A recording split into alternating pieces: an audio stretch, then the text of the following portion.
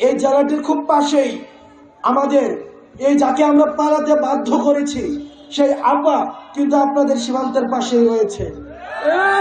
উনি সীমান্তের পাশে থেকে মাঝে মাঝে আমাদেরকে ভয় দেখান, উনি নাকি টুপ করে উনি নাকি ঢুকে পড়বে।